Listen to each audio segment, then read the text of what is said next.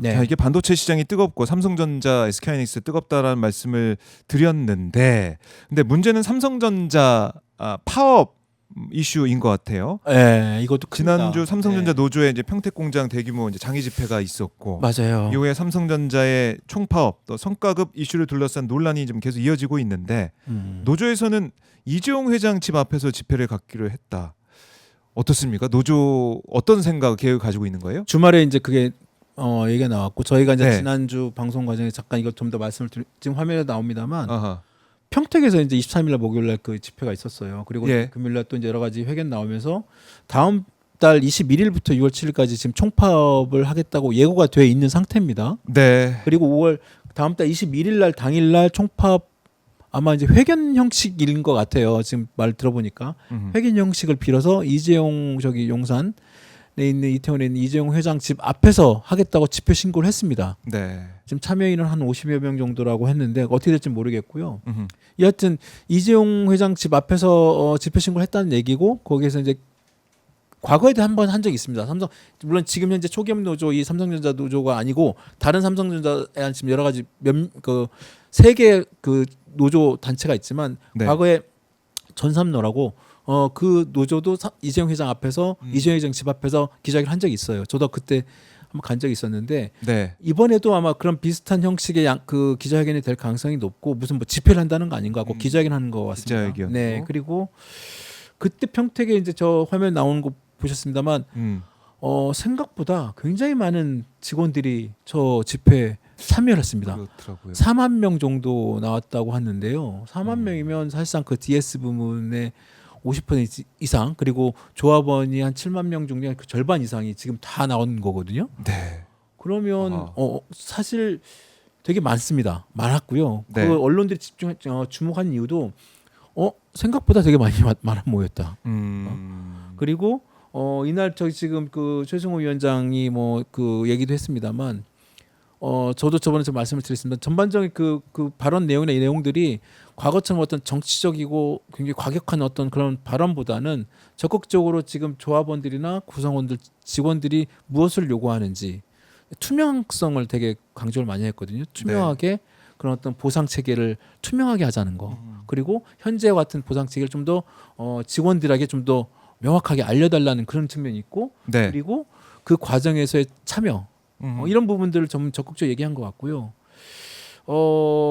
지금 뭐 하여튼 물론 뭐 최승호 위원장이 뭐 이런 기자회견이나 아니면 저하고 얘기를 했을 때도 그때 파업 기간 동안에 뭐 라인이 서게 되면 네. 하루에 뭐 1조 원씩 한 18일 정도만 18조 원의 생산 차질 또는 손실이 있을 수 있다라고 얘기도 했어요.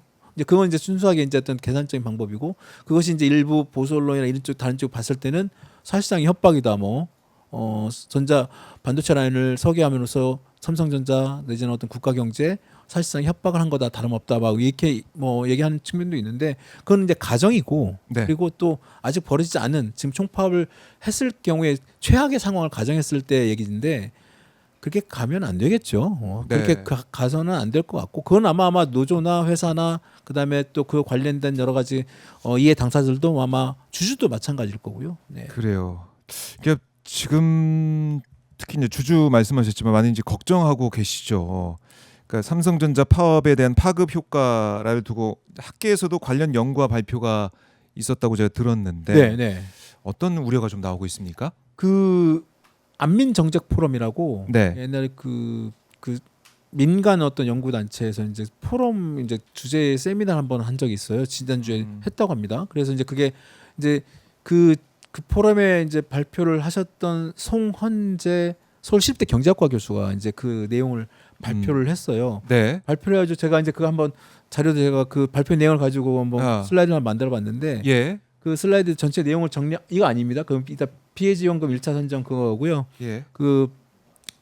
이게 이제 그 내용을 제가 뭐 이게 이제 그 선생님께서 이제 발표하신 내용을 한번 제가 요즘에 AI가 발달돼 가지고 이렇게 딱 저렇게 정리를 해줍니다. 예. 한눈에 정리해봤습니다. 됩니다. 보면 파업 현황은 저렇게 지금 돼 있고요.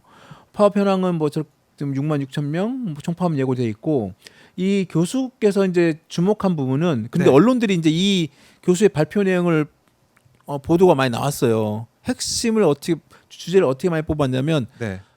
그 교수도 학계에서도 이번 파업의 손실이 크다.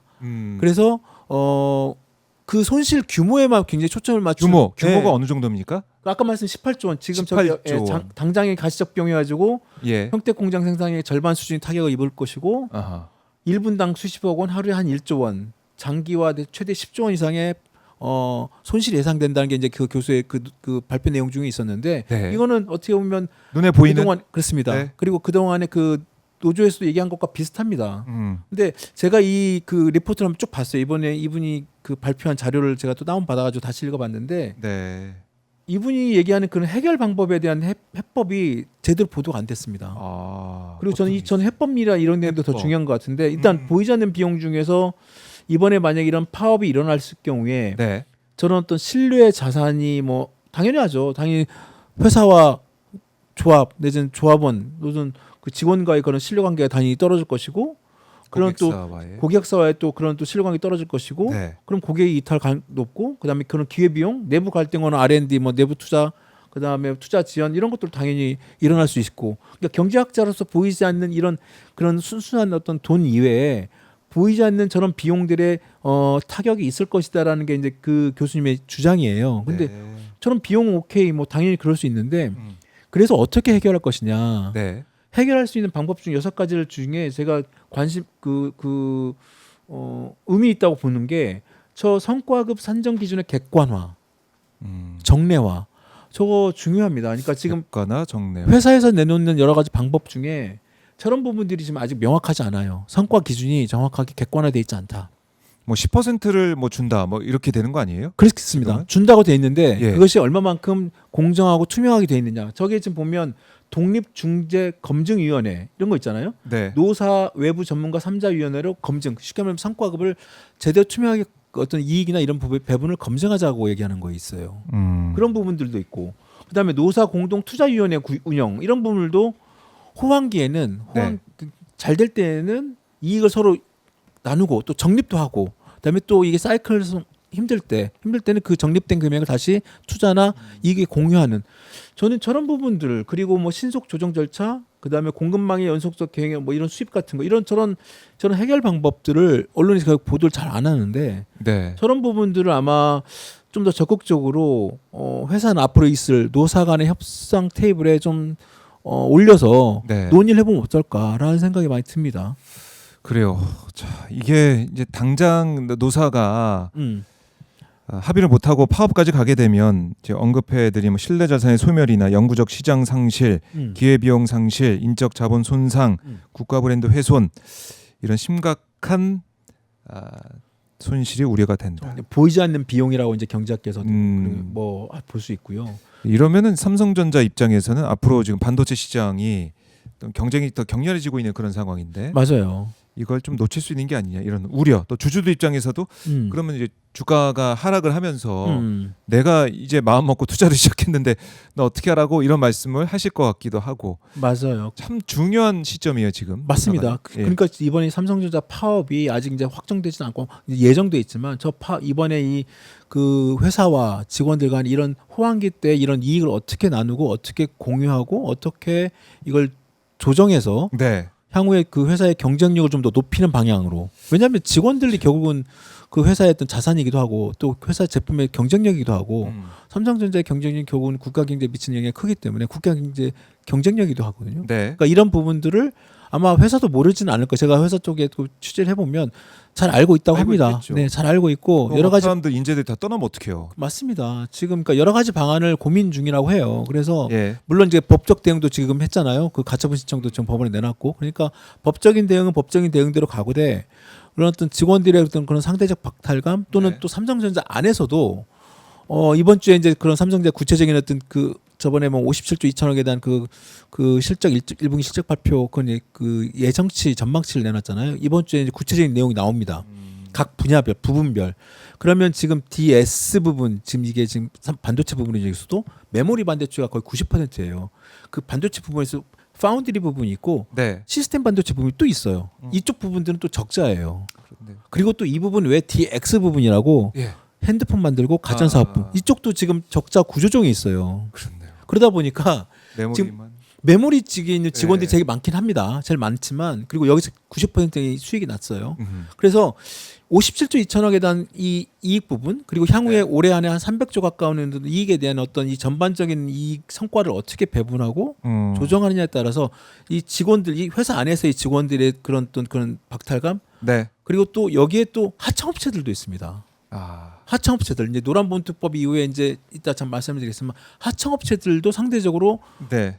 이분들도 분명히 어떤 그런 회사의 같은 라인에서 일을 하는 사람들이거든요. 노동자들이고 이분들한테도 어떤 식으로 어떻게 그런 부분들의 그 성과를 공유하고 같이 나눌 것이냐 이런 거 참 고민거리입니다. 문제. 여러 가지 이제 고민하고 생각해봐야 될 문제들이 지금 쌓여 있는데 슬기롭게 어떻게 풀어낼 것인가. 네. 언급하신 것처럼 지금 이게 이제 삼성전자만의 문제가 아니라 다른 대기업, SK하이닉스도 마찬가지고 네. 현대차에서는 더 세게 요구를 하고 있는 상황이기도 하고 맞아요. 하청업체들도 이제 성과 보상을 둘러싼 여러 갈등이 있을 것 같기도 한데 어떻습니까? 지금 예.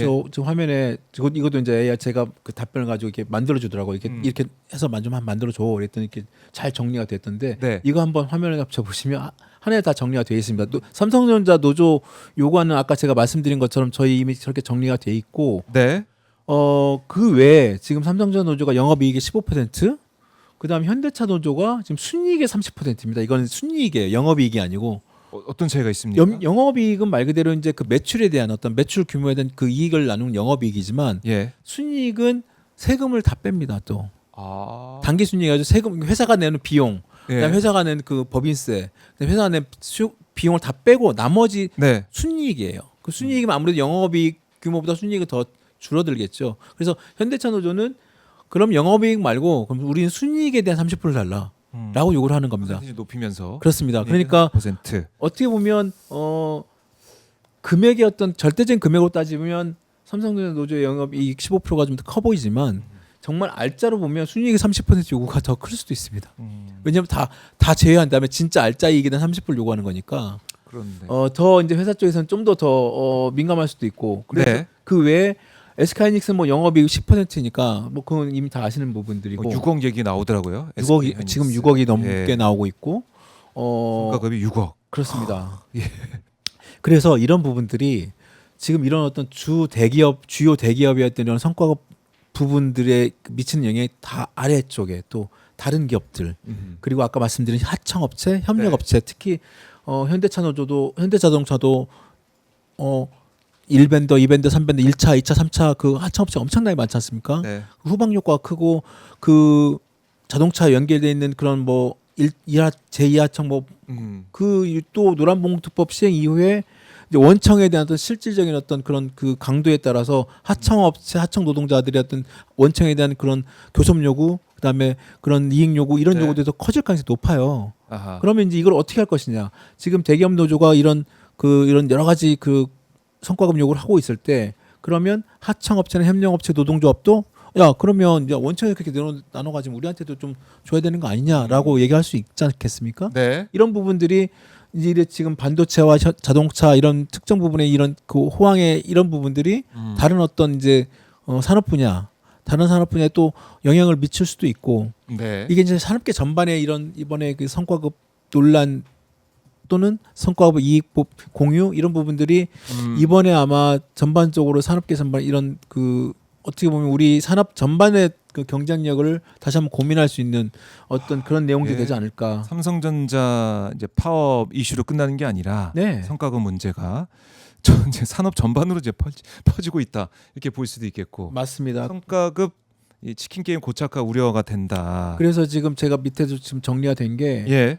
어떻게 하면 이런 향후 이런 산업계 반도체 포함해가지고 산업계 전반으로 이런 지속 가능한 방향으로 고민을 해야 되느냐 이런 부분에 있어서 정리한 것들이 그런 아까 다시 한번 말씀을 드리면 그 교수들도 그렇고 전문가들도 그럼 객관적인 어떤 성과급을 만드는 예. 회사가 그냥 일방적으로 야 이렇게 돼서 나눠줄게 그리고 회사 쪽에 그런 일방적으로 하는 게 아니라 맞습니다. 그리고 경영에 어떻게 보면 그 수치에 대한 어떤 그 노조나 이렇게 접근하는 게 쉽지 않지 않습니까? 네. 아무래도 그런 정보의 비대칭성이라고 하죠. 비대칭성. 정보가 아무래도 노조가 얻을 수 있는 그 회사의 경영 자료나 이런 것들 한계가 있다 보니 그리고 회사는 또 그걸 모든 걸 또 경영 비밀상 오픈하기 어려운 부분이 있어요. 네. 그러다 보니까 이제 노사 협상이 있는 것이고 임금 단체 협상이 있는 것인데 아, 이런 부분들을 앞으로 좀 더 객관화된 지표를 가지고 그다음에 임금 성과 그다음에 직원들의 어떤 성과에 대한 측정 이것들이 이제 직원들도 오케이 나도 그런 그렇네요. 측정 방법이 맞아. 객관적이고 투명하다.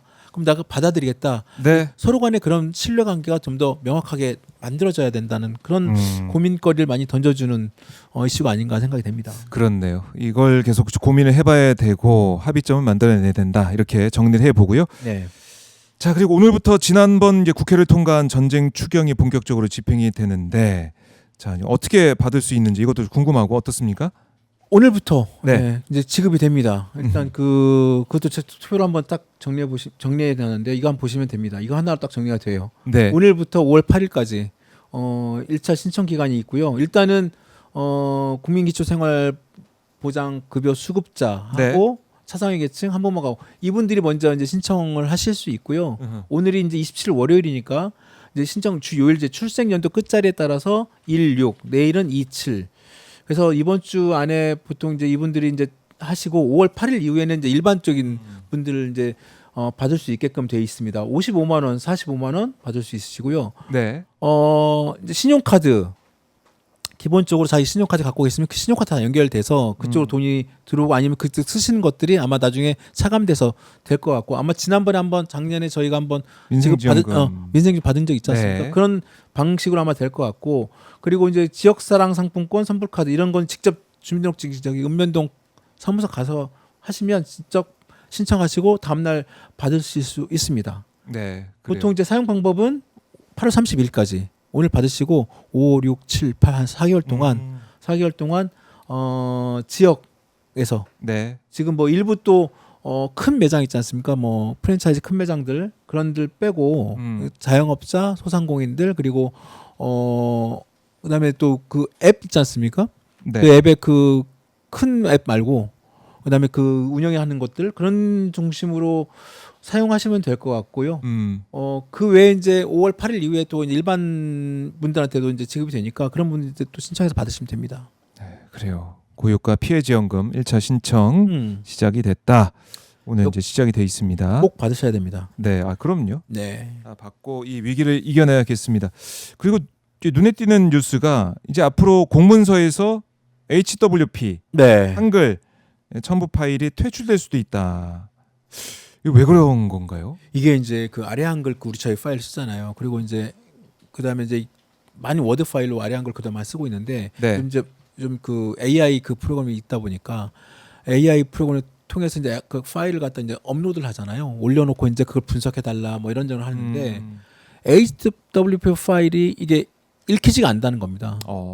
그러니까 이제 왜 AI 프로그램이 이게 보통 다 이제 뭐 부분 다 읽어야죠. 그리고 챗GPT나 뭐 제미나이나 그다음에 뭐 이런 부분들이 이제 외국계 이런 그 AI 에이전트다 네. 보니까 아래 한글과 호환이 안 되는 거예요. 이거 호환 시켜야 되는 거 아닙니까? 그래서 이제 국가 인공지능 전략위원회가 있습니다. 예. 인공지능 전략위원회에서 온 나라 시스템이 공공문서에 이제 유통되는 문서 채널이 인공지능의 이 HW 인식이 안 되니까 이거를 갖다가 이제 하지 말고 이게 똑같은 그 파일명에 HWPX라는 그 파일명이 있습니다. X 이 포맷으로 이걸 바꾸면 그걸 바꾸면은 읽을 수 바꾸면 있어요. 다 읽을 수 있습니다. 그러니까 이제 워드 파일에 뭐 그 워드 파일뿐만 아니라 그래서 네. HWPX로 이제 포맷을 바꿔서 올려도록 해라. 그러니까 이제 지금 모든 그 저희 보도 자료나 이런 거 모든 정보 문서가 HWP로 들어오잖아요. 맞아요. 그럼 어떨 때는 이제 그게 뭐 물론 저희가 이제 읽습니다만 그런 자료를 갖다가 어떤 그 활용하거나 할 때는 좀 제한이 있었어요 그 동안에. 그래서 아예 그냥 이거를 하지 말고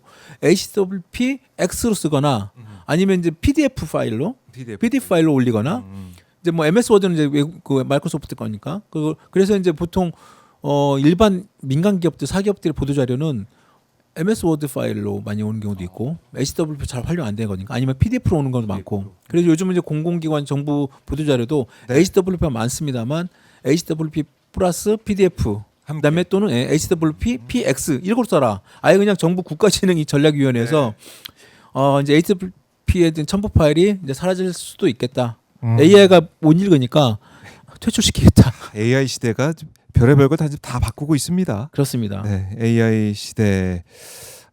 지금 오늘 김종철 기자가 AI로 또 프로그램으로 네. 목표까지 만들 정도니까 너무 많이 쉬워요. 확산되고 있습니다. 너무 쉬워요. 저 같은 사람도 만들 네. 수 있을 정도니까. 자, 다음에는 이걸 이 요소별로 해서 네. 한 페이지 하나씩 넣어 주시죠. 잘 안 보입니다. 잘 안 보이죠. 이게 너무 네. 커가지고 이게 글씨가. 삼성전자 노조 요구안과 규모 1번을 한 장, 그렇지. 2번을 한 장, 3번 어. 한 장, 4번 한 장 이렇게. 맞아요. 네. 그래야 될 것 같아요. 이게 한번 해보니까 이게 또 이렇게 바꾸는. AI를 또 활용하고 있는 네. 김정철 기자. 알겠습니다. 좋습니다.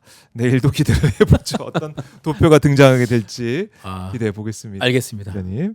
네, 오늘 지금까지 김정철 기자와 함께 말씀 나눠볼까요? 내일 다시 한번 또 네.